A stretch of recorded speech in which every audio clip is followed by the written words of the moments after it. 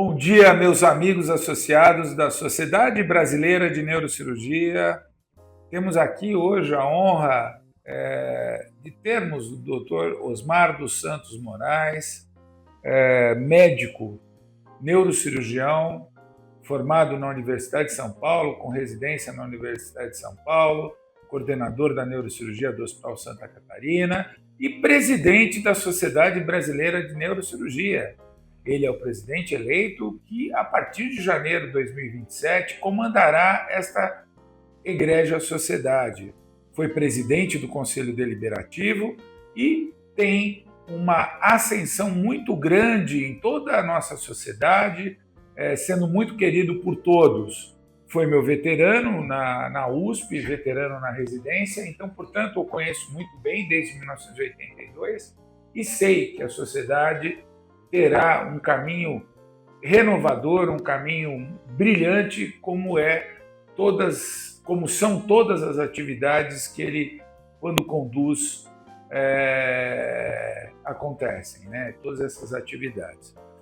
Por favor, doutor Osmar, é um prazer tê-lo aqui. Agora a sua casa, sempre foi, mas agora sob seu comando, por favor.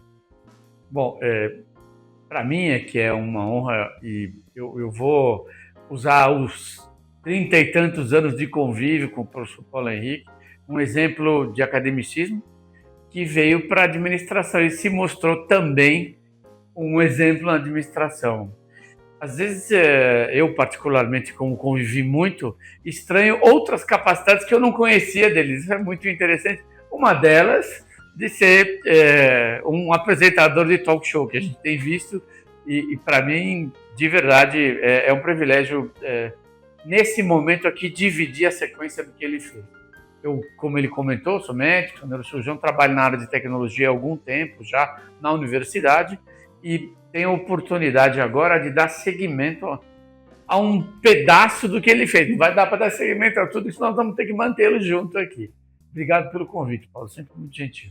É um prazer mesmo, é uma grande alegria e tivemos muitos desafios juntos e eu tenho certeza que juntos agora sobre a tutela e o comando do Dr. Osmar, nós vamos crescer cada vez mais. Ao assumir a presidência da sociedade na próxima gestão, quais seriam as principais prioridades e desafios que o senhor enxerga para a sociedade? Essa é uma pergunta de um associado de São Paulo, do interior de São Paulo, presidente Prudente, por favor. Bom, alguns desafios já estão sendo tratados diretamente, mas a ideia de dar continuidade passa por tentar fazer com que a relação que a Sociedade Brasileira de Neurocirurgia hoje tem com os seus associados se amplie um pouco mais do que já foi ampliada. Dar fala para eles, dar poder de fala, claro, mas também ver quais são as necessidades. Eu vejo muita dificuldade na relação da prática da neurocirurgia. Então, às vezes, muitos dos associados têm problemas com as fontes pagadoras ou com o próprio SUS, que já foi iniciado um processo de trazer aqui para dentro da sociedade onde nós pudéssemos resolver. Para mim, o maior desafio é que nós vivemos um momento social e político difícil, hoje em especial no Brasil, mas felizmente já se deu início uma tentativa de resolução.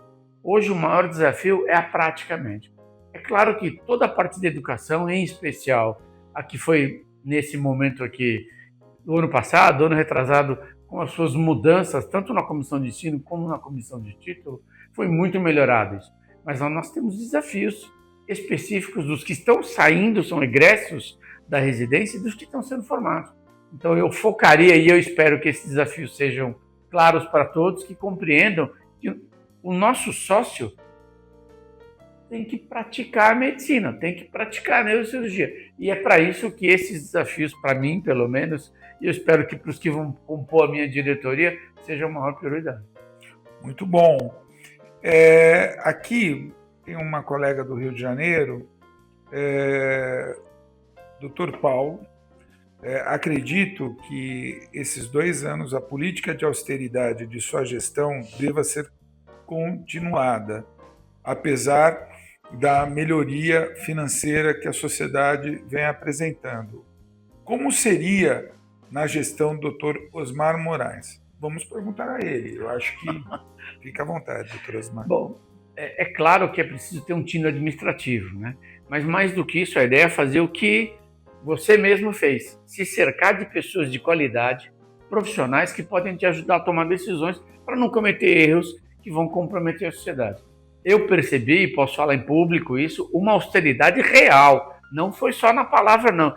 Eu tomava uma Coca-Cola pequenininha que era zero, que ele tirou da geladeira e falou, se quiser você traz. E ele está certo, brincadeiras à parte, a SBN usa os recursos que consegue através das anuidades, dos seus eventos, em prol dos nossos membros. Então, respondendo a colega, se eu conseguir ter a mesma austeridade que o Paulo, eu já estou feliz. Foi um exemplo, porque quem viu a sociedade como ele recebeu, por questões variadas, momento político, não importa. E vê a sociedade hoje, felizmente ele deixa a sociedade com caixa sem deixar de fazer nenhuma atividade que se iniciou. Qual é a ideia? É óbvio, mantê-lo ajudando a gente a fazer isso, mas aceitar, por exemplo, sugestões de colegas que têm questionamento, dar voz a essas pessoas para fazerem sugestões. É claro que um sujeito numa região do país vai ter um problema diferente da outra, mas ele pode vir inclusive com a solução para nos ajudar. Eu acho que escutar as demandas vai permitir que essa austeridade continue.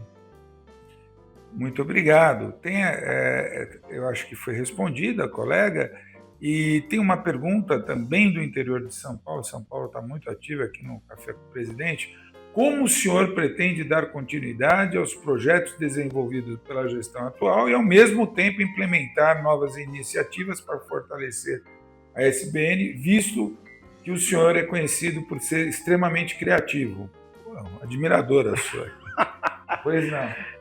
Vamos lá. É verdade.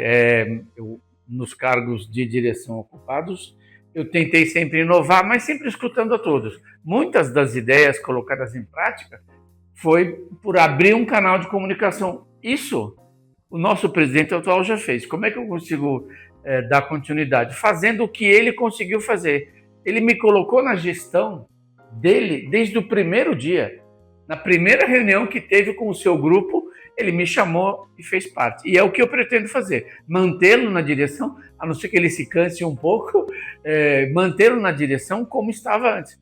A continuidade, não o continuismo, ela é extremamente produtiva. A primeira coisa que eu perguntei para ele, o que você faria que não conseguiu fazer porque não teve tempo ou recurso, ou o que você está fazendo que deve continuar, ou aquilo que você não vai fazer mais. E isso eu baseei um plano de governo, que inclusive foi publicado na época de eleição. Então, respondendo, é óbvio que nós vamos dar continuidade ao que está indo muito bem, escutar o que não foi bem, mas assim, ela tem razão. Eu tenho algumas ideias um pouquinho diferentes, claro, faz parte da minha personalidade, claro. E eu vou tentar colocar em prática sem tirar nenhum dos projetos que estão funcionando. Perfeito, e temos aqui mais um fã seu aqui, tendo em vista que o Dr. Osmar é um dos maiores expoentes de coluna do país, na sua visão dele, né? Quais áreas da neurocirurgia brasileira merecem maior atenção nos próximos anos? E como a sociedade poderia contribuir para esse desenvolvimento? Eu vou usar uma máxima que é: não se mexe no time que está ganhando. Está funcionando, mas aonde não está funcionando, a gente deve procurar, de alguma maneira, saber onde está o problema. E é assim que nós vamos fazer. O que foi que eu fiz? Não só escutando o professor Paulo Henrique, que, entre linhas, sempre dá soluções pessoais, mas também buscando o que é que o nosso associado, por exemplo, eu vou dizer 2 ou 3 especialidades. Nós temos excelentes cirurgiões vasculares e temos os endovasculares que necessitam ser mais abraçados pela sociedade, não devem ser desgarrados. Mas também na área de coluna, nós temos hoje um departamento de coluna ativo, mas eles participam às vezes muito mais de outras subespecialidades junto com a ortopedia do que com a gente. Não tem sentido, nós somos líderes, nós criamos conhecimentos e divulgamos. Isso serve, por exemplo, para a Sociedade de Neurocirurgia Funcional, que cresce. Mas por que eles? Porque hoje eles são em torno de 20% dos recursos no mundo. Não tem sentido não existir um departamento forte, mas a ideia é fazer com que esses departamentos ou subespecialidades que não têm voz, por exemplo, o trauma é tão frequente e tem um pouquinho menos de voz do que deveria ter. O importante é escutar de cada um desses departamentos o que nós podemos fazer. Agora, está claro que a sociedade quer ser inclusiva e não exclusiva. As sociedades de especialidade são muito bem-vindas, mas juntos nós somos mais fortes. Então, todo o indivíduo que fizer uma subespecialidade ou uma área que achar que falta alguma coisa, deve falar com a gente. E aí ele vai ter resposta, com certeza. Perfeito. E nesse tocante, tem aqui também no Rio de Janeiro, gostaríamos de saber em qual medida a sociedade conseguirá unir as outras sociedades como Neuroped, Base de Crânio, Sociedade de Coluna, Sociedade de Nervos, com a SBN sem que perca unidade? É uma boa pergunta. Essa é fácil de responder. Eu já comentei um pouco, né? E funcional, desculpa, está aqui. SBENF é de neurocirurgia funcional, perdão. É fácil de responder. Nossos pais, tanto o meu quanto do Paulo, tinham uma frase parecida que você tem que se juntar com gente melhor que você, não com pior. Muito bem.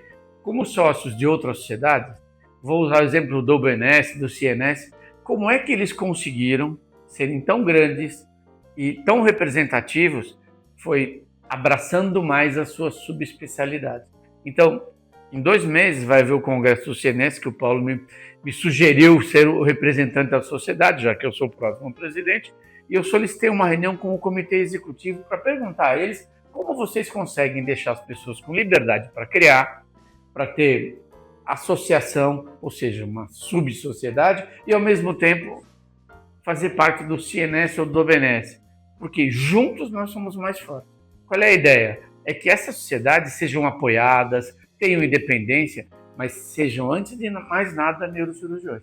Então, manter as sociedades perto é o nosso foco.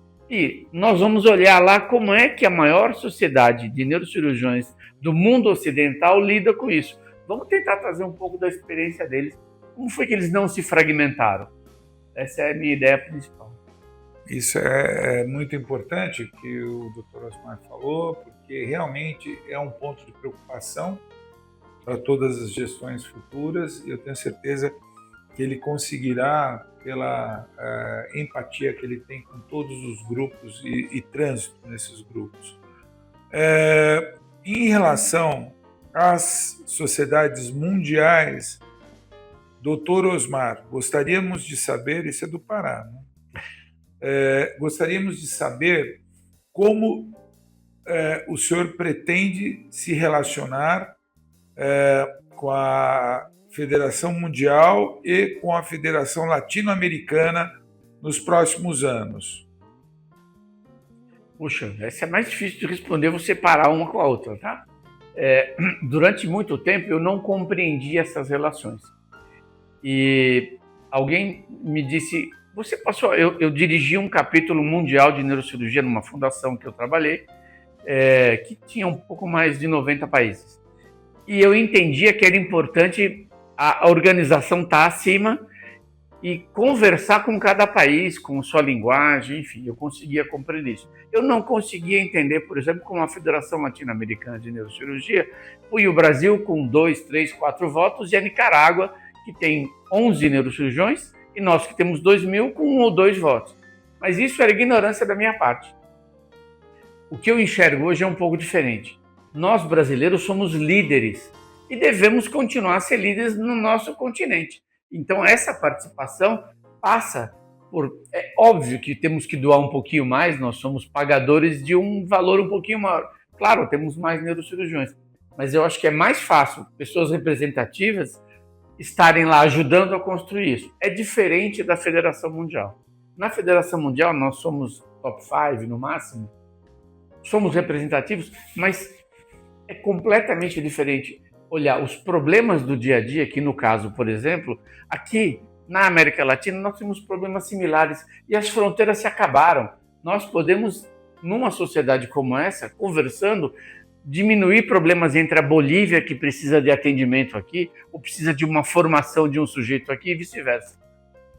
Na World Federation é um pouco diferente. Essa sim é uma organização que, do ponto de vista cultural, é tão diversa do nosso, que nós também podemos colaborar, ajudando no centro de formações, mas são políticas diferentes. E nos isolar não é uma boa ideia. Me parece que participar, não existe alguma maneira, se for deletério, vamos revisar. Mas eu vejo a possibilidade de ajudar essa sociedade e essa sociedade também ajudar o Brasil, fazendo transferência de tecnologia, transferência de conhecimento, mas sem política. E está aqui o Paulo, ele brincou, mas ele me conhece há 30 anos e quem está fazendo as perguntas também. Política realmente não é meu forte. Eu sou um executivo, trabalhei em uma organização suíça, aprendi a fazer isso de um outro jeito.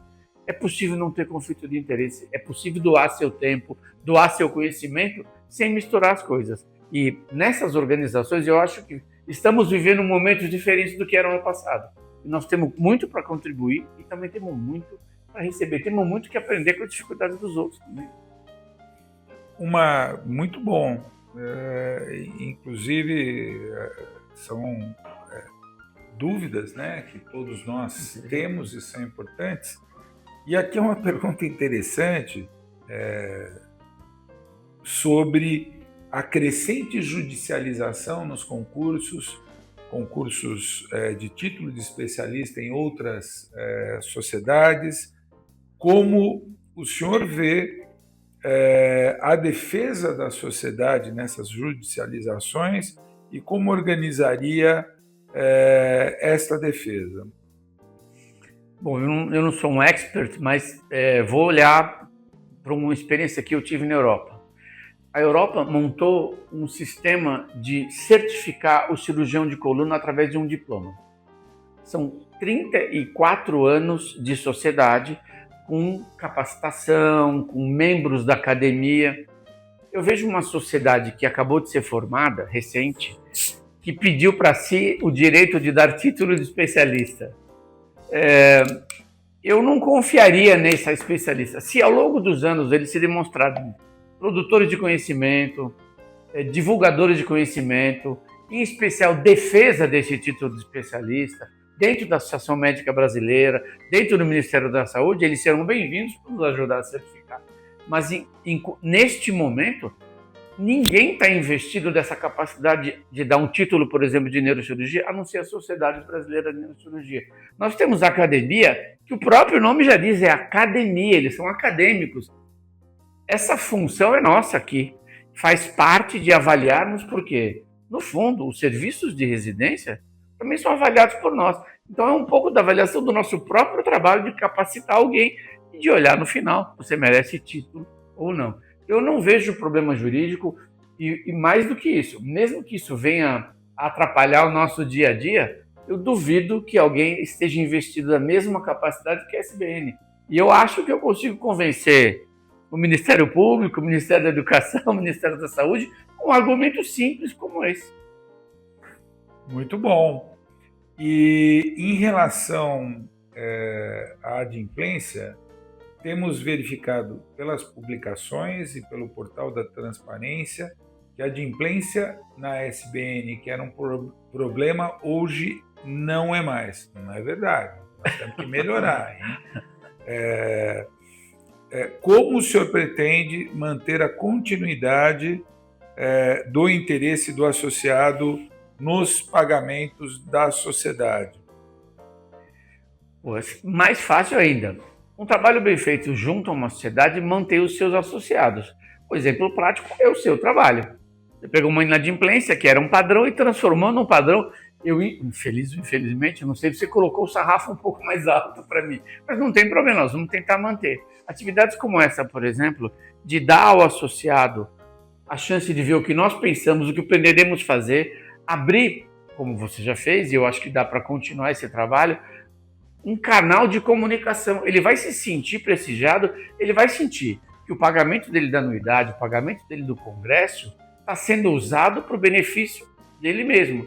E isso eu acho que talvez ainda seja possível progredir mais, dando mais visibilidade às ações. Isso me parece tranquilo. E é claro, não é possível ser radical. Então tem um indivíduo que passou por uma série de problemas, ficou isolado, ele ficou ali 2, 3, 4 anuidades. É conversar com esse indivíduo, como é que nós podemos fazer? Porque ele quer voltar. Mas quando ele olha o valor que ele tem que pagar, ele fica assustado, tá bom, vamos discutir. Olha, se o cara for, e eu acho que em geral é correto, ele vai falar, eu não posso pagar de uma vez, mas parcela a minha dívida, dá um desconto em 3, 4 vezes e vem para dentro da sociedade. É melhor ter esse cara um pequeno prejuízo do que perder, desgarrar uma ovelha do nosso rebanho.